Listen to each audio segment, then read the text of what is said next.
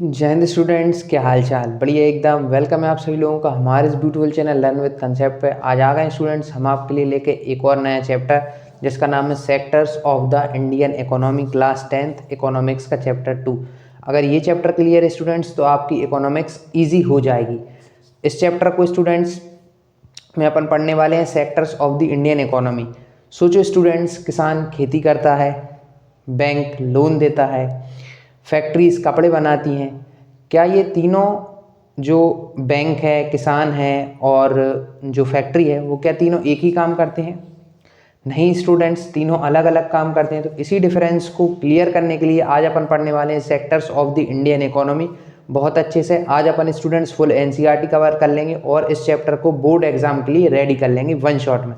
चलिए students start करते हैं अपने इस टॉपिक को, इस ब्यूटीफुल से लेक्चर को, ब्यूटीफुल से चैप्टर को। चलिए स्टार्ट करते हैं। इस चैप्टर की स्टार्टिंग होती है students what is an economic activities है। इस चैप्टर की कहाँ से स्टार्टिंग होती है स्टूडेंट्स? इकोनॉमिक एक्टिविटी पे। तो good morning, good afternoon, good evening, जिस भी टाइम पर आप हमारे वीडियो को देख रहे हैं। चलिए स्टूडेंट्स स्टार्ट करते हैं। चैप्टर की स्टार्टिंग होती है एक क्वेश्चन से, what is an economic activity. Economic activity क्या होती है? इकोनॉमिक एक्टिविटी,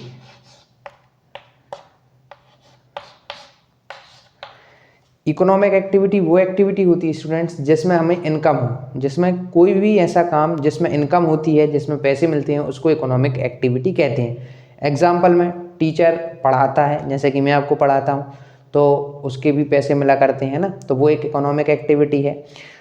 ड्राइवर कार चलाता है तो उसको उसके लिए पैसे मिल रहे होते हैं, तो वो भी एक इकोनॉमिक एक्टिविटी है।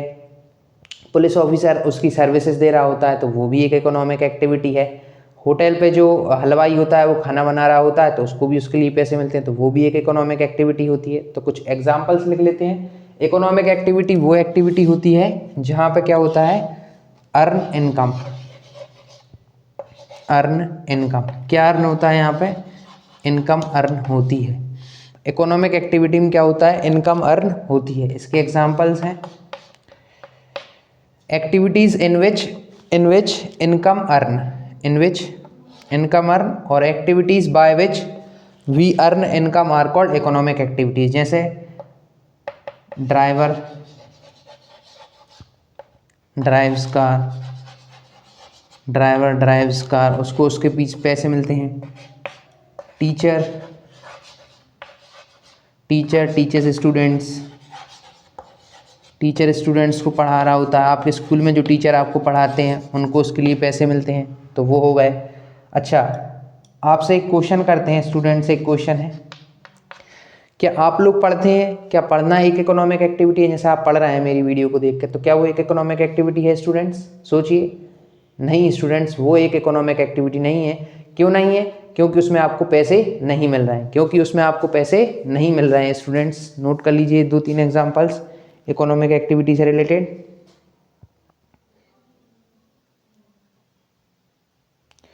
चलिए, आपने इनको नोट कर लिया होगा।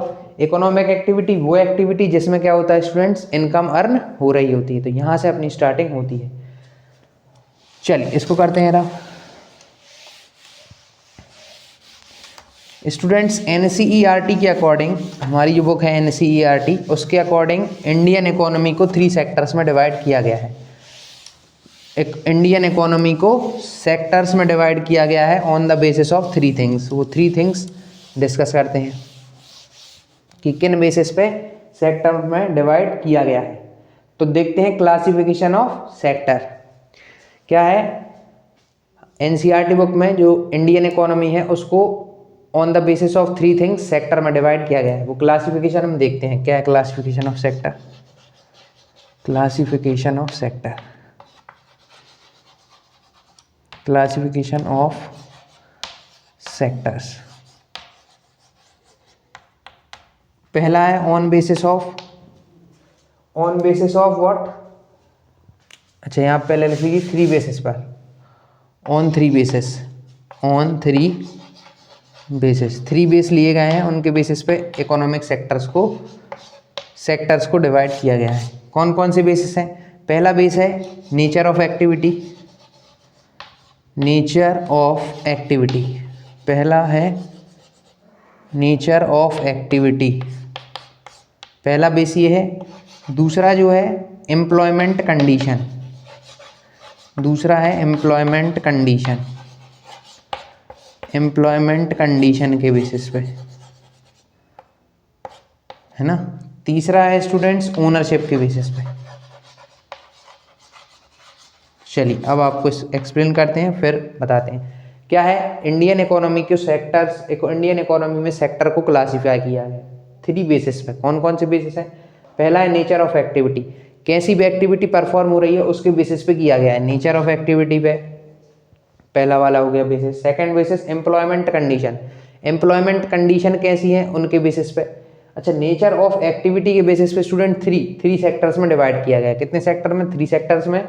एम्प्लॉयमेंट कंडीशन के बेसिस पे 2 सेक्टर्स में, एंड ओनरशिप के बेसिस पे 2 सेक्टर में। ओनरशिप मतलब कौन ओन कर रहा है उस चीज़ को, गवर्नमेंट ओन कर रही है या कोई इंडिविजुअल ओन कर रहा है, तो उसके बेसिस पे ओनरशिप के बेसिस पे। ओनरशिप मतलब वो कहते हैं ना, ओनर मतलब अब इसका हिंदी मीनिंग आ नहीं रहा है मुझे परफेक्ट। ओनर मतलब हाँ मालिक, मालिक कौन है उसके बेसिस पे, ओनरशिप के बेसिस पे किया गया है कि मालिक कौन है, गवर्नमेंट है या फिर कोई प्राइवेट इंडिविजुअल है। नोट कर लीजिए इन 3 बेसिस पे सेक्टर्स को क्लासिफाई किया गया है। फिर एक एक करके इन तीनों को देखते हैं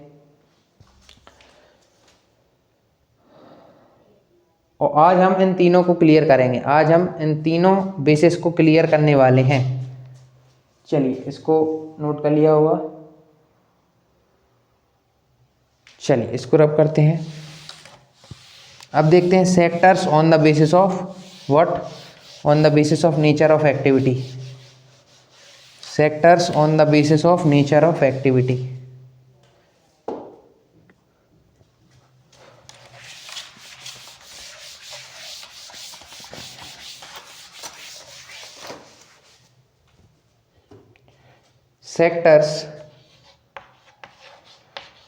sectors on basis of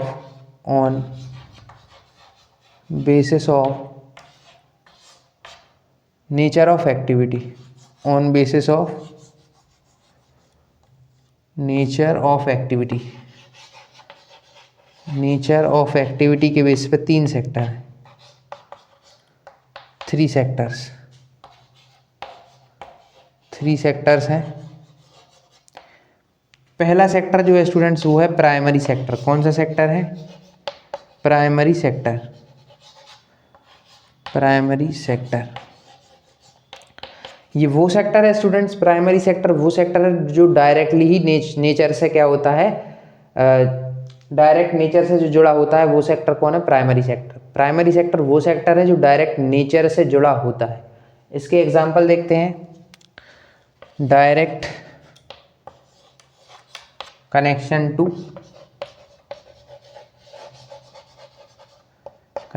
to nature, है ना। कुछ एग्जांपल्स हैं वो नोट कराते हैं, जैसे कि एग्रीकल्चर। एग्रीकल्चर में फार्मर डायरेक्टली नेचर से ही अटैच होता है ना, और फिर वहाँ से जो है अपनी प्रोडक्ट्स निकाल रहा होता है। ठीक, एग्रीकल्चर हुआ। फिशिंग हुई, फिशिंग में भी क्या होता है, जो फिशरमैन होता है वो नेचर यानी कि सी और पॉन्ड से जुड़ा होता है, जहाँ से उसे फिश मिल रही होती है। माइनिंग एक ऐसा माइनिंग भी एक प्राइमरी सेक्टर है। यहाँ हम किससे जुड़े होते हैं? खदानों से जुड़े होते हैं, जहाँ से क्या निकल रहे होते हैं? मिनरल से निकल रहे होते हैं। तो mining, agriculture, fishing, B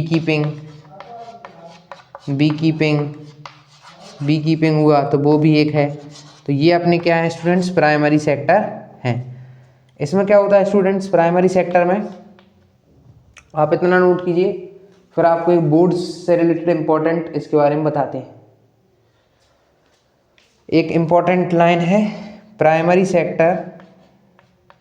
sector extract natural resources. Primary sector extracts natural resources को एक्सट्रैक्ट करता है। कौन? प्राइमरी सेक्टर रिसोर्सेस को एक्सट्रैक्ट करता है। Primary sector extract natural resources. अगर आपको लास्ट लाइन अच्छे से क्लियर ना दिख रही हो तो लिखा है primary sector extract natural resources. Example मैंने आपको लिखवा दिए हैं प्राइमरी सेक्टर के। प्राइमरी सेक्टर जो है वो डायरेक्टली नेचर से जुड़ा होता है, agriculture, fishing, mining, beekeeping, है ना, और भी चीज़ें हैं एक्सेट्रा, है ना। तो ये सारी चीज़ें क्या है, नेचर से जुड़ी हुई हैं। नेचर से जुड़ा जो सेक्टर है वो कौन है, प्राइमरी सेक्टर है। यहाँ से स्टूडेंट्स रॉ मटेरियल निकलता है। क्या निकलता है, रॉ मटेरियल यहाँ से निकलता है। चलिए अब आपको बताते हैं secondary sector. Secondary sector, secondary sector में क्या होता है स्टूडेंट्स, मैन्युफैक्चरिंग होती है। सेकेंडरी सेक्टर में क्या होता है, जो रॉ मटेरियल जो प्राइमरी सेक्टर से जाएगा ना, रॉ मटेरियल जो भी प्राइमरी सेक्टर से जाएगा उसको वो कन्वर्ट कर देंगे प्रोडक्ट्स में। किस में कन्वर्ट कर देंगे, प्रोडक्ट्स में कन्वर्ट कर देंगे स्टूडेंट्स। देखिए कैसे, अभी आपको बताते हैं। चलिए secondary sector, B that is secondary sector. Secondary sector यहाँ पे क्या होगा, raw material converted into product. यहाँ पे क्या होगा, मैन्युफैक्चरिंग होगी। Manufacturing, raw material converted into what, final product में यहाँ पे कन्वर्ट हो जाता है। देखिए एग्जांपल्स, यहाँ पे हम आपको एक और डिफरेंस क्लियर कर देते हैं फाइनल गुड में एंड इंटरमीडिएट गुड में। पहले ही एग्जांपल्स, जैसे कॉटन, वीट गया, वीट के डिस्कस करते हैं। वीट एनसीईआरटी में भी इसका ही दिया है। वीट जब जाएगा ना स्टूडेंट्स फैक्ट्री में, तो wheat as a raw material जाएगा। वीट आया कहाँ से, प्राइमरी सेक्टर से आया, तो ये किसकी तरह एक्ट करेगा, raw material. Raw material, raw material की तरह काम किसने किया, वीट ने। कहाँ से आया वीट, वीट आया हमारा प्राइमरी सेक्टर एग्रीकल्चर से। तो प्राइमरी सेक्टर क्या प्रोवाइड करता है, रॉ मटेरियल। अब वीट को पहले ये कन्वर्ट करेंगे स्टूडेंट्स आटे में, उसका आटा बनाएंगे, दैट इज फ्लोर। पहले वीट का क्या बनाया जाएगा, फ्लोर। फिर इस फ्लोर से क्या बनेगा लास्ट में, बिस्किट। क्या निकलेगा इससे बन के, बिस्किट। देखिए स्टूडेंट्स क्या हुआ, सेकेंडरी सेक्टर में क्या हुआ, गया था वीट, रॉ मटेरियल गया था, लेकिन किस में कन्वर्ट हो गया, फाइनल प्रोडक्ट में, दैट इज बिस्किट। अब इंटरमीडिएट प्रोडक्ट क्या होता है, ये होता है इंटरमीडिएट, यानी कि बीच का, रॉ मटेरियल और फाइनल प्रोडक्ट के बीच का जो होता है वो होता है स्टूडेंट्स इंटरमीडिएट। क्या होता है, इंटरमीडिएट गुड्स। इनको कहते हैं इंटरमीडिएट गुड्स, जो बीच वाले होते हैं। जी आटा जो होगा वो बीच में बना, तो इंटरमीडिएट गुड कौन हो गया, फ्लोर। और जो फाइनल गुड हो गया वो क्या हो गया, बिस्किट। फाइनल गुड्स क्या हो गए, बिस्किट हो गया। फाइनल गुड्स हो गया बिस्किट, इंटरमीडिएट गुड हमारा हो गया फ्लोर, जो कि आटा है, जो कि रॉ मटेरियल और फाइनल गुड के बीच का है, इसलिए इसको क्या कह रहे हैं, intermediate good. Final good biscuit है, लास्ट में यही बन के आया, मार्केट में यही आएगा, तो बिस्किट फाइनल गुड्स। और रॉ मटेरियल क्या हो गया हमारा, वीट हो गया, जो कि कहाँ से आया था, प्राइमरी सेक्टर से आया था। नोट कर लीजिए स्टूडेंट, सेकेंडरी सेक्टर में क्या होता है, conversion of raw material into final good, final product. चलिए आपने इसको नोट कर लिया होगा, इसको भी करते हैं आप और डिस्कस करते हैं टर्शरी सेक्टर।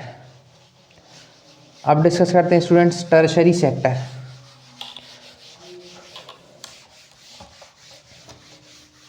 कुछ चीज़ें मैं डिक्टेट भी करता हूँ, आप वो भी नोट कर लिया करें। जैसे मैंने बताया कि in secondary sector conversion of raw material into final goods. चलिए अब डिस्कस करते हैं tertiary sector. See that is tertiary sector. ये हमारा लास्ट सेक्टर भी है on the basis of nature of activity. Tertiary sector, इसमें क्या होता है students, it provides services not goods. It provides services, ये क्या प्रोवाइड करता है, सेवाएं प्रोवाइड करता है। सर्विसेज नॉट गुड्स, ये गुड्स प्रोवाइड नहीं करता है, ये क्या प्रोवाइड करता है, सर्विसेज प्रोवाइड्स करता है। ये हमें गुड्स प्रोवाइड नहीं करता, गुड्स या तो या गुड लिख लीजिए या फिर प्रोडक्ट लिख लीजिए। ये गुड्स और प्रोडक्ट प्रोवाइड नहीं करता, ये क्या प्रोवाइड करता है, हमें सर्विसेज प्रोवाइड करता है, हमें सेवाएं देता है। कैसे सेवा, जैसे एग्जांपल में देखिए शॉपकीपर, दुकानदार जो होता है, वहाँ पे हम सामान खरीदने ही जाते हैं ना, तो वो एक तरीके से हमारे लिए सेवा कर रहा है, हमें सामान दे रहा है, तो शॉपकीपर एक एग्जांपल हुआ टर्शरी सेक्टर का। टर्शरी सेक्टर का बैंकिंग एक एग्जांपल हुआ। बैंकिंग भी हमें कुछ ना कुछ सर्विसेज दे ही रही होती हैं, हमारा पैसा रखवा रही होती हैं, उसकी रक्षा कर रही होती हैं, है ना, सिक्योर करती हैं मनी को, तो दैट इज बैंकिंग भी एक सर्विसेज है। पुलिस भी हमें सर्विसेज दे रही होती है ना। पुलिस, बैंकिंग, आपका मैंने बताया आपको पुलिस बताया, बैंकिंग बताया, और मैंने आपको बताया शॉपकीपर का एग्जाम्पल। तो ये सब किसके रिलेटेड है स्टूडेंट्स? ये हमें सभी सेवाएं दे रहे हैं, सर्विसेज दे रहे हैं। ये हमें प्रोडक्ट नहीं दे रहा है कोई, ये हमें क्या दे रहा है? सर्विसेज दे रहे हैं। तो ये कौन होगा स्टूडेंट्स? अपने टर्शरी सेक्टर होगा। एग्जाम्पल लिखते हैं, that is banking, police, shopkeeper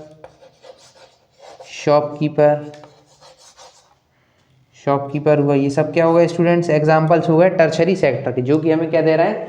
services दे रहे हैं।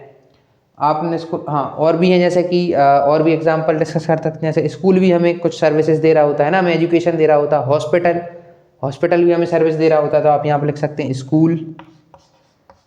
स्कूल, हॉस्पिटल, ये भी किसके एग्जाम्पल हुए? Tertiary sector. यहाँ से हमें कोई गुड नहीं मिल रहा है, कोई प्रोडक्ट नहीं मिल रहा है, यहाँ से हमें बस सर्विसेज मिल रही हैं। अब स्टूडेंट्स कहेंगे सर शॉपकीपर भी तो कोई गुड दे रहा है, हमें सामान दे रहा है। तो सामान तो दे रहा है स्टूडेंट्स, लेकिन वो सामान बना थोड़ी रहा है, ना बना रहा है, ना वहाँ नेचर से रिलेटेड कोई एक्टिविटी हो रही। वो तो बेच रहा है, वहाँ पे सामान आया उसको बेच रहा है, तो हमें सर्विसेज ही प्रोवाइड कर रहा है। तो ये सारे एग्जाम्पल है स्टूडेंट टर्शरी सेक्टर के। नोट कर लीजिए, टर्शरी सेक्टर प्रोडक्ट नहीं प्रोवाइड करता है, वो हमें सर्विसेज देता है। कौन सा sector? Tertiary sector. Tertiary sector क्या देता है? सर्विसेज, ना कि प्रोडक्ट। नोट कर लीजिए इतना। फिर चलते हैं next, that is sectors on the basis of. और अगर स्टूडेंट्स टर्शरी सेक्टर नहीं होगा तो primary sector and secondary sector कैसे हैं? अधूरी हैं, इनकम्प्लीट हैं विथआउट टर्शरी सेक्टर। चलिए इसको करते हैं। अब आपको एक और लाइन लिखवाते हैं। अगर टर्शरी सेक्टर नहीं होगा, जहाँ पे हमको सर्विसेज मिल रही हैं, मतलब शॉपकीपर नहीं होंगे, तो फिर हमारे पास वो प्रोडक्ट आएंगे कैसे जो कि बन रहे हैं? जो प्रोडक्ट्स बन रहे हैं सेकेंडरी सेक्टर में मैन्युफैक्चर होकर, जैसे बिस्किट वगैरह, वो हम तक कैसे आएंगे? तो इसलिए primary and secondary sector incomplete without tertiary sector. आप ये लाइन लिख लीजिए, इंपॉर्टेंट लाइन बोर्ड से related. Primary and secondary sector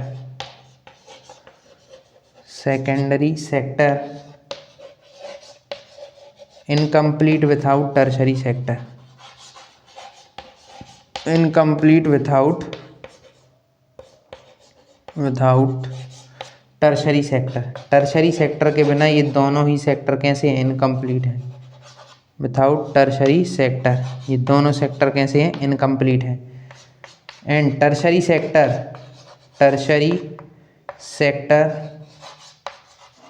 contribute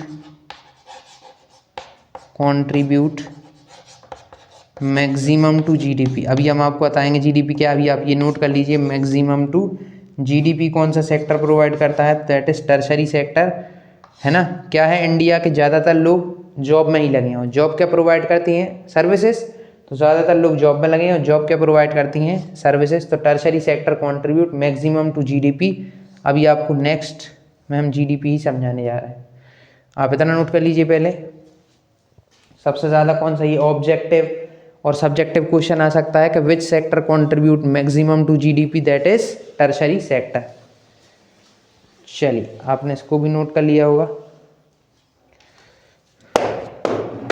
चलिए इसको करते हैं। अब हमको डिस्कस करना है sectors on the basis of what? On the basis of employment condition. उससे पहले डिस्कस कर लेते हैं व्हाट? जीडीपी। उससे पहले क्या डिस्कस कर लेते हैं? जीडीपी टर्म आई थी तो जीडीपी डिस्कस कर लेते हैं। जीडीपी। चलिए स्टूडेंट्स बताइए जीडीपी का फुल फॉर्म क्या है? बताइए स्टूडेंट्स कहेंगे सर जीडीपी का फुल फॉर्म है ग्रॉस डोमेस्टिक प्रोडक्ट। क्या है? Gross domestic product. बहुत सही स्टूडेंट्स, ग्रॉस डोमेस्टिक प्रोडक्ट ही होता है, gross domestic product, gross domestic product, gross domestic product होता है।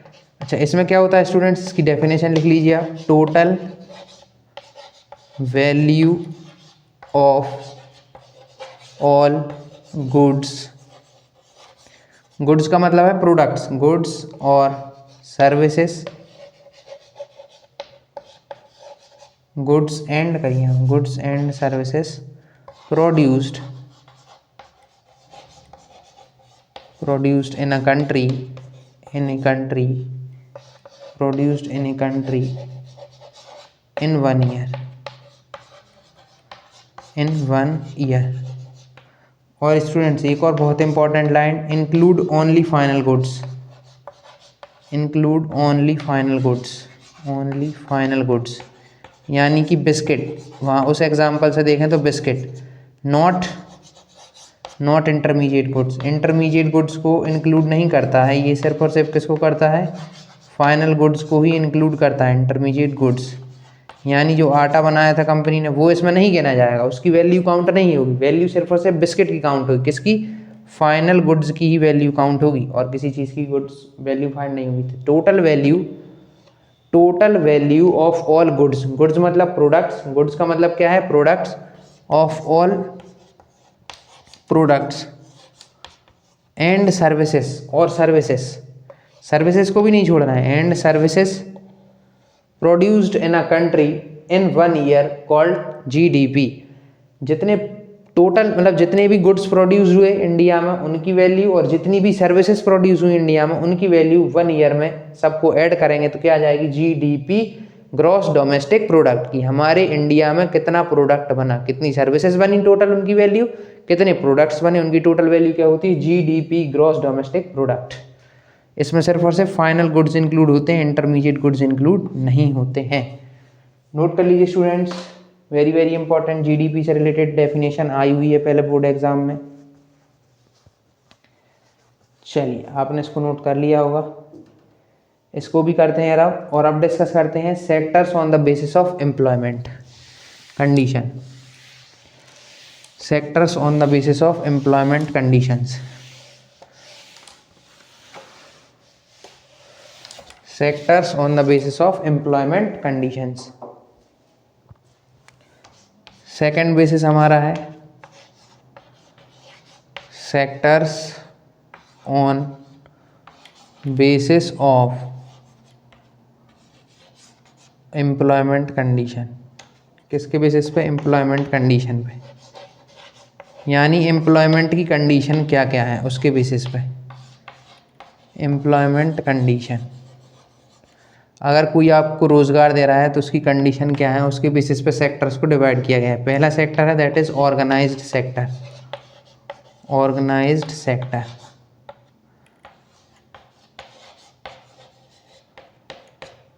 Organised sector.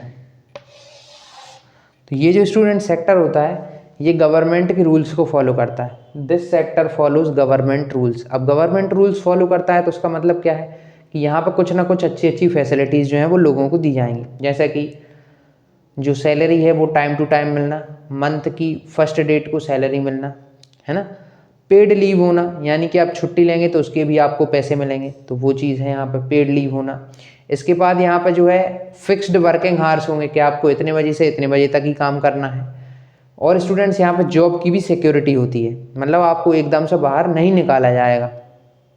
तो ये थे अपने फैसिलिटीज़ ऑर्गेनाइज सेक्टर से। इसमें क्या होता है, गवर्नमेंट रूल्स को फॉलो किया जाता है। इसके एग्जांपल हैं जैसे कि हम आपको बताएं कि स्कूल, जो टीचर स्कूल्स में पढ़ा रहे होते हैं उनको भी यही होता है।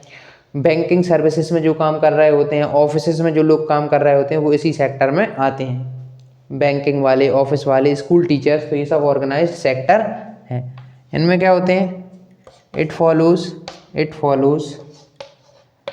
फॉलोज गवर्नमेंट रूल्स, गवर्नमेंट के रूल्स को फॉलो करता है। अब इसमें क्या क्या फैसिलिटीज़, इसमें क्या क्या फैसिलिटीज़ मिल रही हैं वो आप नोट कीजिए, क्योंकि डिफरेंस आ जाता है कभी कभी फैसिलिटीज़। तो ये गवर्नमेंट रूल्स फॉलो करता है, इसका अगला जो होगा अनऑर्गेनाइज सेक्टर वो फॉलो नहीं करेगा। फैसिलिटीज इसमें क्या है, fixed working hours, working hour fix होंगे कि आपको इतने बजे से इतने बजे तक ही काम करना है, फिक्स्ड वर्किंग आवर्स, ठीक है। दूसरा इसमें फैसिलिटी है आपको salary on time, salary on time, salary बिल्कुल टाइम पे मिलेगी। तीसरा इसमें है आपको पीएफ कटेगा, है ना, प्रोविडेंट फंड मिलता है यहाँ पे, है ना, कुछ पैसा कटता रहेगा फिर वो इकट्ठा मिलेगा, तो प्रोविडेंट फंड में यहाँ पे मिलता है। यहाँ पे जॉब सिक्योरिटी होती है, जॉब में सिक्योरिटी होगी, आपको कोई एकदम से नहीं भगा सकता है ना, कि आज बुलाया और कल से कह दिया मत आना, तो जॉब सिक्योरिटी है। और यहाँ पे स्टूडेंट्स है एक और पेड लीव, यहाँ पे पैसा मिलता है, अगर जैसे संडे है तो संडे का भी आपको पैसा मिलेगा, तो पेड लीव, है ना। जैसे कोई भी नेशनल हॉलीडे आता है, संडे का हॉलीडे होता है, तो इनके लिए आपको पैसे दिए जाते हैं, तो पेड लीव यहाँ पे होती है। नोट कर लीजिए आप इतना ऑर्गेनाइज सेक्टर, फिर हम आपको लिखवाते हैं इसके एग्जाम्पल्स, नोट कर लीजिए। यहाँ पे छुट्टी के भी पैसे मिलते हैं, फिक्स्ड वर्किंग हार्स होते हैं, है ना, फिक्स्ड वर्किंग हार्स में ही काम करना होता है, पीएफ यहाँ पे मिलता है, जॉब सिक्योरिटी होती है, आपको कोई भी एकदम से नहीं भगा सकता है, पेड लीव होगी, पैसे मिलेंगे छुट्टी के, salary on time to time मिलेगी, मंथली मिलेगी। चलिए इसको करते हैं अब इसके एग्जाम्पल को डिस्कस करते हैं। क्या करता था ये फॉलो, गवर्नमेंट रूल्स फॉलो करता था। चलिए इसके example, banks, offices, schools, factories.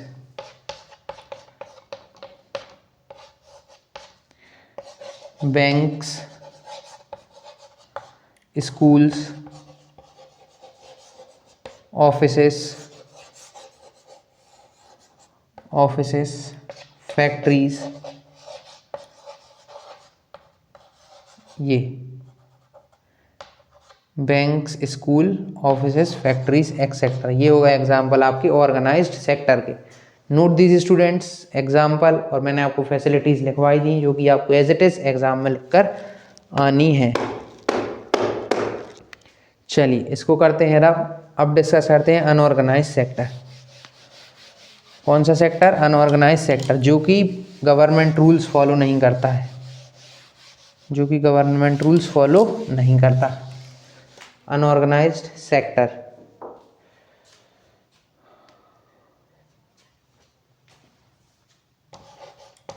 Unorganised sector,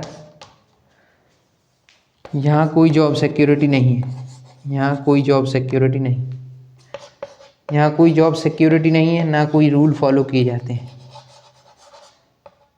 या फिर आप लिख सकते हैं यहाँ कोई जॉब सिक्योरिटी नहीं, नो जॉब सिक्योरिटी, या मैं आपको इसके प्रॉब्लम्स लिखवाता हूँ उसमें क्लियर हो जाएगा। तो यहाँ ना तो कोई, मतलब इस सेक्टर में क्या है स्टूडेंट्स, ये सेक्टर ना तो कोई गवर्नमेंट रूल्स फॉलो करता है और यहाँ पे जॉब सिक्योरिटी भी नहीं होती, आपको यहाँ पे कभी भी जॉब से निकाला जा सकता है, यहाँ कोई भी फैसिलिटी नहीं होती है जॉब सिक्योरिटी की। यहाँ कुछ प्रॉब्लम्स होती हैं, प्रॉब्लम जैसे कि no fixed hour of working, कोई फिक्स्ड टाइम नहीं है आपको कितने से कितने बुलाया जाएगा, कितना काम कराया जाएगा, ना तो यहाँ पे सैलरी ऑन टाइम मिलेगी आपको, ना यहाँ पे आपको पेड लीव होगी, ना यहाँ पे पीएफ होगा, ना ही यहाँ पे आपकी जॉब सिक्योरिटी होगी, यहाँ आपको कभी भी जॉब से निकाला जा सकता है। तो स्टूडेंट्स नोट करते हैं इसकी प्रॉब्लम्स, जो वहाँ पे अच्छी चीज़ें थी वो यहाँ पे प्रॉब्लम्स हैं। जैसे कि पहली चीज़ तो no job security, no job security, no job security, है ना। सेकंड, नो पेड लीव, ना तो कोई पेड लीव हो, अगर आपने छुट्टी ली है तो उस दिन के पैसे कटेंगे, no paid leave.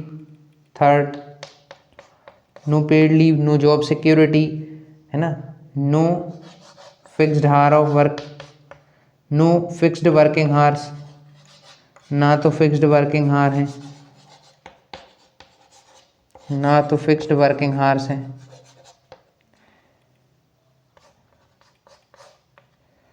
No salary on time, ना तो सैलरी टाइम मिलती है, नो सैलरी ऑन टाइम। तो ये इसमें प्रॉब्लम्स होती हैं। इसके एग्जांपल्स हैं स्ट्रीट वेंडर्स, जो लोग ठेले पे अपना जो है सामान बेच रहे होते हैं ना, स्ट्रीट्स पे ठेले लेकर गलियों में आते हैं अपने प्रोडक्ट्स को बेचने के लिए, वो लोग इसी सेक्टर में आते हैं। जो लोग शॉपकीपर्स के यहाँ काम करते हैं ना, आपने देखा होगा दुकान पर लड़के लगे होते हैं जो काम कर रहे होते हैं, तो उनका भी ऐसा ही होता है, कोई फिक्स्ड आवर नहीं होता कि वो कितने घंटे तक काम करेंगे या कितना काम करवाएंगे, और ना उनको फिर छुट्टी के पैसे भी नहीं दिए जाते हैं। तो ये सारी प्रॉब्लम्स वो फेस करते हैं। आपके में दिया भी है एग्जाम्पल एनसीईआरटी में, एक शायद कांता करके है और एक रमेश करके है। रमेश जो है किसी शॉपकीपर के यहाँ काम करता है, कांता जो है एक ऑफिस में काम करती है।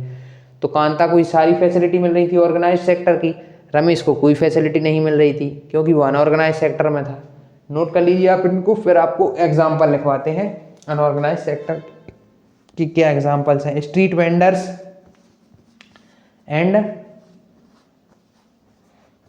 डेली वेज वर्कर, और जो उसमें काम कर रहे होते हैं ना, क्या कहते हैं उनसे, मजदूर लोग, उनका भी कुछ नहीं होता है ना, तो वो सब अनऑर्गेनाइज सेक्टर में आते हैं। Street vendors and daily veg worker, मजदूर को डेली वेज वर्कर कहा जाता है।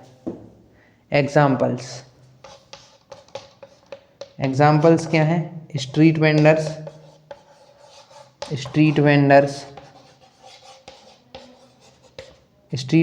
और डेली वेज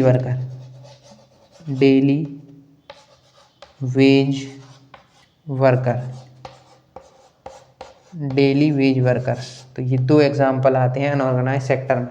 अच्छा, government rule to protect unorganise sector, government कुछ रोल प्ले करती है जिससे कि प्रोटेक्ट हो सके। Government rule to protect unorganise sector, unorganise sector को प्रोटेक्ट करना चाहती है गवर्नमेंट। कोशिश में ऐसा किया जाए जिससे कि ये लोग बच सकें, टू प्रोटेक्ट अनऑर्गेनाइज सेक्टर, है ना। ऑर्गेनाइज सेक्टर में क्या ही रोल प्ले करेगी, अनऑर्गेनाइज सेक्टर में करना चाहिए। गवर्नमेंट रूल टू प्रोटेक्ट, है ना, तो इस गवर्नमेंट को रोल प्ले करना चाहिए अनऑर्गेनाइज सेक्टर को प्रोटेक्ट करने के लिए। नोट कर लीजिए आप इतना, फिर इसको करते हैं आप डिस्कस करते हैं नेक्स्ट टॉपिक, दैट इज, अब आता है अनएम्प्लॉयमेंट, बेरोजगारी वाला टॉपिक। चलिए इसको करते हैं अब। तो हमारे हो गए sectors on basis of employment condition, sector on basis of natural activity. अब लास्ट रह गए हैं sector on basis of what, ownership. उसको करने से पहले हम एक और टॉपिक डिस्कस कर लेते हैं, दैट इज एनसीईआरटी में गिवन है, उससे रिलेटेड बोर्ड में क्वेश्चन भी आते हैं, that is disguised unemployment. Disguised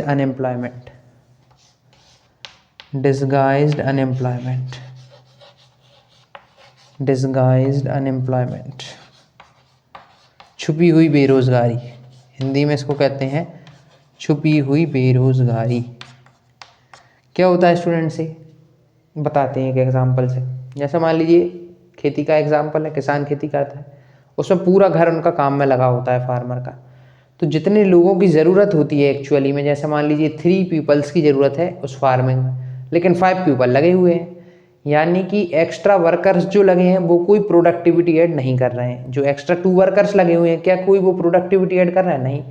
जितना काम करना था वो तो 3 ही लोग अच्छे से कर सकते हैं, वो 2 लोग एक्स्ट्रा में फ्री में लगे हुए हैं, तो वो 2 लोग क्या है वहाँ पे, अनएम्प्लॉयड है ना, तो वो अनएम्प्लॉयमेंट को कॉज कर रहे हैं। तो स्टूडेंट्स ये होता है डिसगाइज्ड अनएम्प्लॉयमेंट। क्या होता है? जब ज़रूरत से ज़्यादा लोग लगे हों, है ना, जब काम में, ज़्यादातर ये हमें एग्रीकल्चर में ही देखने को मिलता है, पूरी फैमिली उसमें लगी होती है, जबकि पूरी फैमिली की ज़रूरत नहीं है। 2 लोगों को काम है, लगे 5 लोग हैं, 3 लोग फ्री में ही लगे हुए हैं, तो वो क्या है, अनएम्प्लॉयड है, वो बेरोजगार हैं। तो ये होता है, मतलब हमको दिख तो नहीं रहा है कि वो बेरोजगार हैं, डिसगाइज इसलिए कह रहे हैं, छुपा हुआ बेरोजगारी। क्यों? क्योंकि वो हमें लग रहा है कि वो लोग लगे हुए हैं, 5 है घर में, तो 5 खेती में लगे, हमें लग रहा है कि वो एम्प्लॉयमेंट है उनके पास, वो एम्प्लॉयड है, लेकिन वो रियलिटी में एम्प्लॉयड नहीं है। तो वो होता है स्टूडेंट डिसगाइज्ड अनएम्प्लॉयमेंट। इसको देखें, एक्स्ट्रा वर्कर्स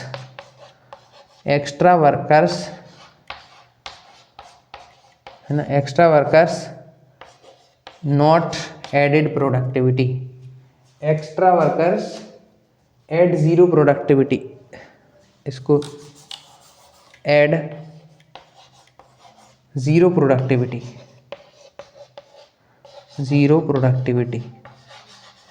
एक्स्ट्रा वर्कर होंगे तो वो कोई भी प्रोडक्टिविटी में हेल्प नहीं कर रहे हैं, क्योंकि वहाँ 5 लोग हैं, 2 लोगों का काम है, 2 लोग उस काम कर सकते हैं, लेकिन 5 लगे हुए हैं, तो जो 3 वर्कर और लगे हुए हैं वो किसी प्रोडक्टिविटी को ऐड नहीं कर रहे हैं, है ना। तो ये होता है किसका एग्जाम्पल देते हैं इसमें स्टूडेंट्स, एग्जाम्पल ज़्यादातर एग्रीकल्चर में देखने को मिलता है।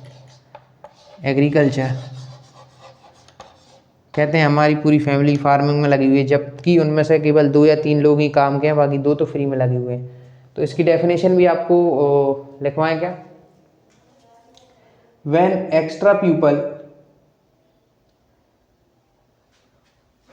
आप नोट कर लीजिए, when extra people, when extra number of workers doing a work, when extra number of people doing a work more than required worker, when extra number of worker doing a work and the number of workers more than required workers, अगर क्या हो जब extra number of worker काम कर रहे होते हैं और जो रिक्वायर्ड वर्कर है उनसे ज़्यादा काम कर रहे होते हैं, तो क्या होता है स्टूडेंट, डिसगाइज्ड अनएम्प्लॉयमेंट कॉज होता है और उसमें एक्स्ट्रा वर्कर कोई प्रोडक्टिविटी ऐड नहीं कर रहे होते हैं। इसका एग्जाम्पल है एग्रीकल्चर, एग्रीकल्चर में ज़्यादातर देखने को मिलता है। नोट कर लीजिए आप इसको इतना।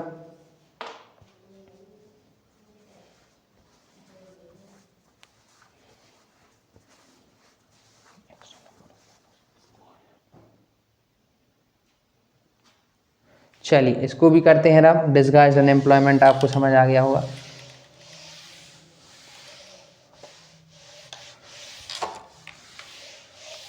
इसकी मैं आपको डेफिनेशन तो आप बुक में भी देख सकते हैं इसकी अच्छी सी, है ना, आपको मेरे से भी अच्छी डेफिनेशन बुक में मिल जाएगी, आप बुक से वो डेफिनेशन नोट कर सकते हैं। बाकी मैंने आपको समझा तो दिया ही है डिसगाइज्ड अनएम्प्लॉयमेंट, और बता भी दिया कि extra workers at zero productivity. चलिए अब अपना लास्ट टॉपिक रह गया, that is sector on the basis of ownership. Sectors on the basis of ownership.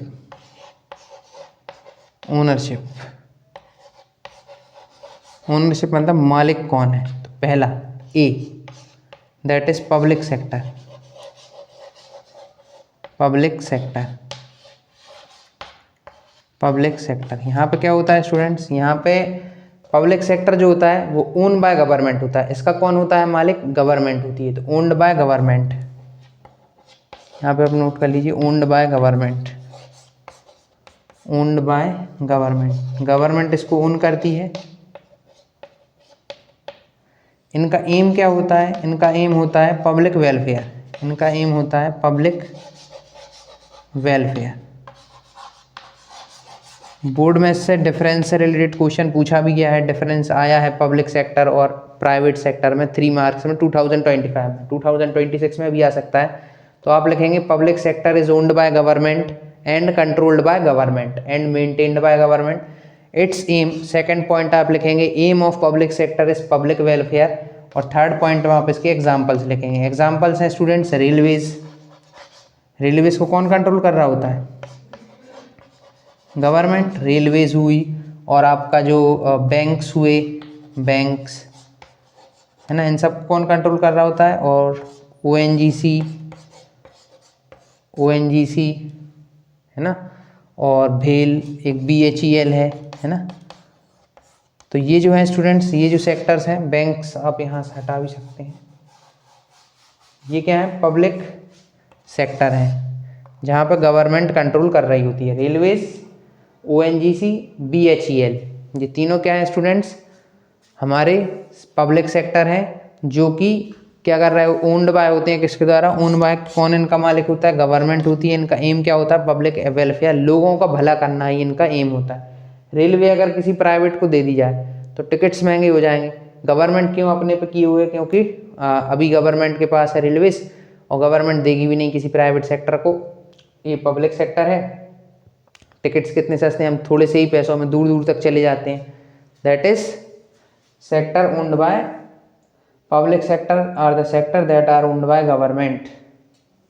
चलिए इसको करते हैं अब और डिस्कस करते हैं next, that is private sector. एक है पब्लिक सेक्टर और एक है private sector. On the basis of ownership अब डिस्कस करते हैं प्राइवेट सेक्टर।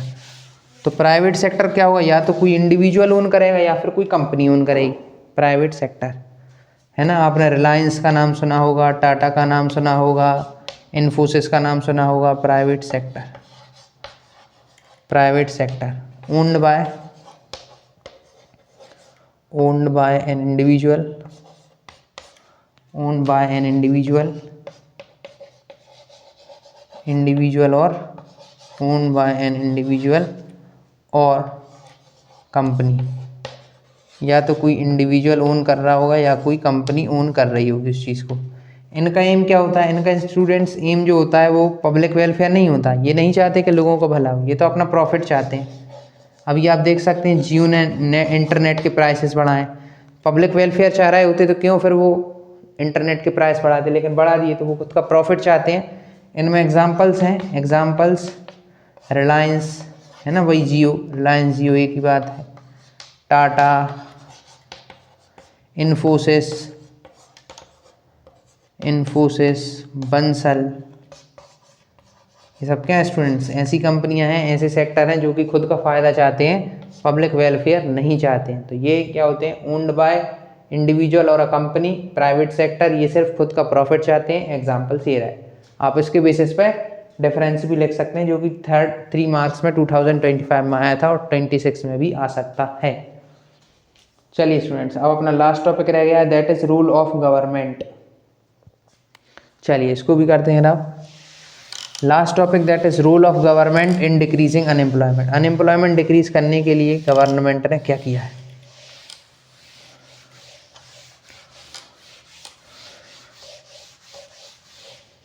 चलिए वो और डिस्कस करते हैं, फिर अपने चैप्टर करते हैं दी एंड। चलिए rule of government, rule of government.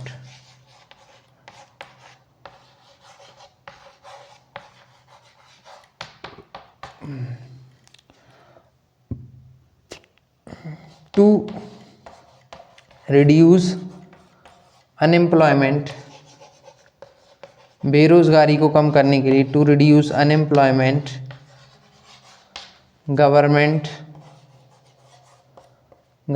Launches what, government launches MG NREGA.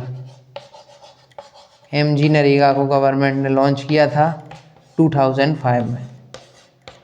Government का रूल है स्टूडेंट्स, गवर्नमेंट ने अनएम्प्लॉयमेंट को रिड्यूस करने के लिए रूरल एरियाज़ में क्या लॉन्च किया था, एमजी नरेगा। ज़्यादातर अनएम्प्लॉयमेंट कहाँ है, रूरल एरियाज़ में ही है, गाँव इलाकों में ही है, जहाँ लोग सिर्फ खेती में लगे होते हैं, डिस्गाइज्ड अनएम्प्लॉयमेंट होता है।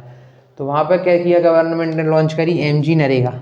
इसका फुल फॉर्म आता है, तो एमजी नरेगा का आप फुल फॉर्म लिख लीजिए, महात्मा गांधी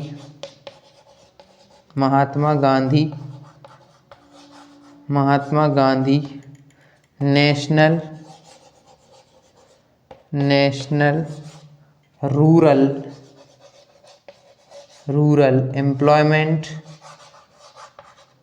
एम्प्लॉयमेंट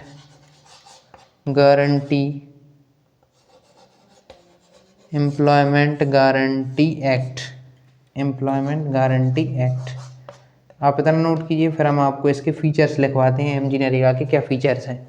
ये क्या करती है, रूरल एरियाज़ में 100 डेज़ का एम्प्लॉयमेंट देती है। एमजी नरेगा एक स्कीम है गवर्नमेंट की, जिसके थ्रू क्या करती है गवर्नमेंट, 100 डेज़ का रूरल एरियाज़ में, गांव इलाकों में, विलेज एरियाज़ में क्या करती है, एम्प्लॉयमेंट देती है लोगों को। जिससे क्या होता है, उनको मिनिमम वेजेस, मतलब अच्छे खासे वेजेस दिए जाते हैं, पैसे 100 दिन का काम दिया जाता है। जैसे मान लीजिए कोई रोड का डेवलपमेंट होना है, तो उसमें 100 दिन का काम दे दिया लोगों को, उसमें उनको पैसे मिले, तो उससे क्या हुआ, उनको एम्प्लॉयड हो गए वो, है ना, अनएम्प्लॉयमेंट जो थे वो एम्प्लॉयड हो गए। तो अनएम्प्लॉयमेंट को ही कम करने के लिए गवर्नमेंट क्या लेकर आई थी, एमजी नरेगा स्कीम लेकर आई थी 2005 में। अभी भी ये चलती है गाँव में, नोट कर लीजिए आप इसको, फिर नोट कराते हैं। ये एक लीगल राइट को पूरा कर रही होती है इंडिविजुअल के, हर एक इंडिविजुअल का राइट होता है काम करना, राइट टू वर्क, उस राइट को ये फुलफिल कर रही होती है, अलाउ होती है ये रूरल एरियाज में 100 डेज का guarantee work in a year. चलिए ऐसा तो है नहीं कि ये काम दे रही है तो लोग कहने लगे आप क्यों काम दे रहे हैं, क्योंकि ये लीगल राइट है एक, है ना। कॉन्स्टिट्यूशन में लिखा हुआ है right to work, legal right है एक, तो इसलिए गवर्नमेंट हमें काम देती है गांव के इलाकों में। शहर वाले तो ज़्यादातर लगे ही होते हैं किसी न किसी एम्प्लॉयमेंट, लेकिन गांव वाले थोड़े से रह जाते हैं तो उनके लिए होते हैं। इसके फीचर्स क्या हैं एमजी नरेगा के, आप ध्यान से लिखिएगा। Features,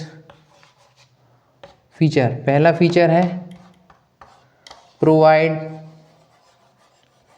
provides 100 days employment, provides 100 days employment, provides 100 days employment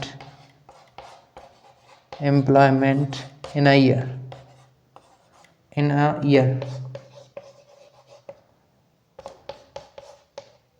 है ना। Implemented in rural areas, implemented in rural areas, कहाँ पे इम्प्लीमेंटेड है, रूरल एरियाज में इम्प्लीमेंट है, सिर्फ और सिर्फ ये रूरल एरियाज में ही काम करती है, rural areas. Minimum wages provide करती है, प्रोवाइड मिनिमम वेजेस, है ना, जिससे कि उन्हें अच्छे से अच्छा मिल सके। प्रोवाइड्स मिनिमम वेजेस, कि उन्हें गांव में ही रहते हुए काम मिल जाए और वो एम्प्लॉयड हो जाए। Minimum wages, provide minimum wages. और क्या है इसमें, रूरल एरियाज़ में है 100 दिन का एम्प्लॉयमेंट देती है, और ये लीगल राइट के अकॉर्डिंग वर्क करती है, work according legal rights, work according legal rights, work according legal right, legal right. कौन सा legal right, that is right to work, right to work. इस लीगल राइट के अकॉर्डिंग ये work कर रही होती है। नोट कर लीजिए students, features of MG NREGA, that is our last topic. यही हमारा लास्ट टॉपिक था जो कि हमने डिस्कस कर लिया। चलिए यहीं पे होता है चैप्टर खत्म स्टूडेंट्स। अगर ये चैप्टर क्लियर है तो इकोनॉमिक्स का फाउंडेशन स्ट्रांग है। अगर ये चैप्टर आपको क्लियर हो गया है तो आपका इकोनॉमिक्स का फाउंडेशन स्ट्रांग हो जाएगा। अगर आपको ये वीडियो पसंद आई हो तो हमारे चैनल को लाइक करें, हमारी वीडियो को लाइक करें, हमारे चैनल को सब्सक्राइब करें और कमेंट ज़रूर करें स्टूडेंट्स कि अगला चैप्टर कौन सा लेकर आएँ। जय हिंद स्टूडेंट्स, मिलेंगे आपसे नेक्स्ट वीडियो में नेक्स्ट चैप्टर के साथ, नेक्स्ट वन शॉट के साथ। जय हिंद।